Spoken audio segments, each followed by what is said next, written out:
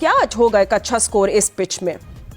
देखिए फातिमा, बिल्कुल ठीक बात की है हमारे दोनों पैनलिस्ट ने। हम चेंजिंग की बात करते हैं, लेकिन वो चेंजिंग जो समझ आए, वो चेंजिंग जो सियासत से पाक हो, वो चेंजिंग जिसमें यंगस्टर का फायदा हो, पाकिस्तान का फायदा हो।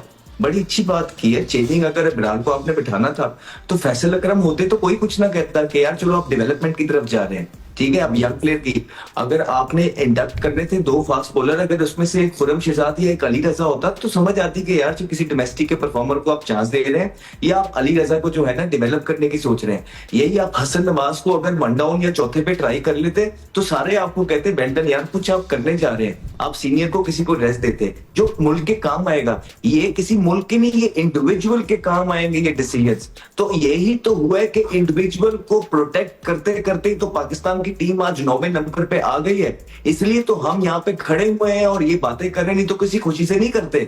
तो हमें वो बात बयान करते हैं जो चीजें हमने अपनी जिंदगी में देखी हैं, सही है और बिल्कुल फ्रेशली निकला हूं ना।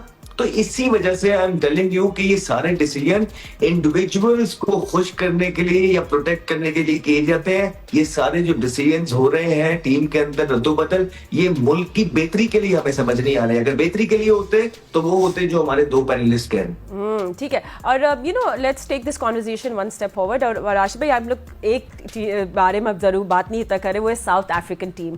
I mean just not big names, मगर उन्होंने बहुत ज़बरदस्त फाइट दिखाई एंड आई थिंक वो आज का मैच भी जीतना चाहेंगे। बट साउथ अफ्रीका को आपको लगता है कि किस तरह ये मतलब किस तरह ओवर पावर कर सकते हैं पाकिस्तान को? क्योंकि आखिरी वायर तक तो गया था match and they did a fantastic job.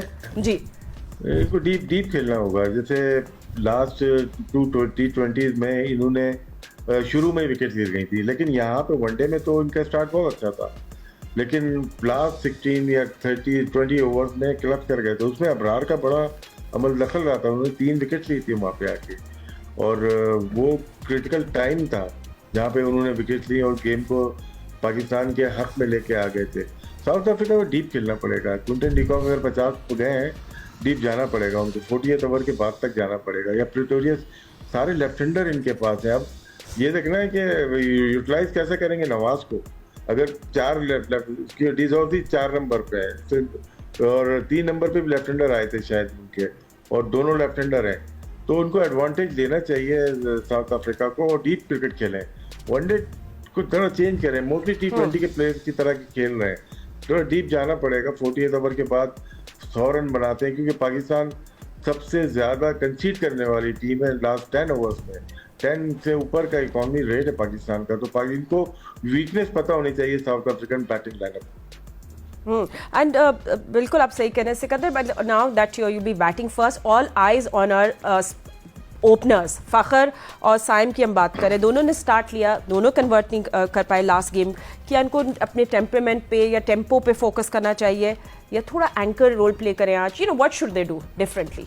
मैं सिर्फ 40 सेकंड्स है मेरे पास। अच्छा, जल्दी से प्रिटोरियस जो उनका प्लेयर है ना, मैं बताना चाहता हूँ सिर्फ 19 साल का, और बिल्कुल सही 19 साल की होगी, और उसने 19 साल के अंदर जो है 12 फर्स्ट क्लास मैचेस भी खेल लिए।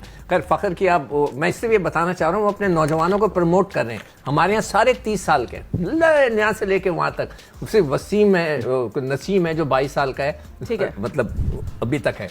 तो खैर एनीवे, बर्थ सर्टिफिकेट्स का रिकॉर्ड है, पर हमारे पास टाइम कम हो गया। But we can also always have this conversation off air.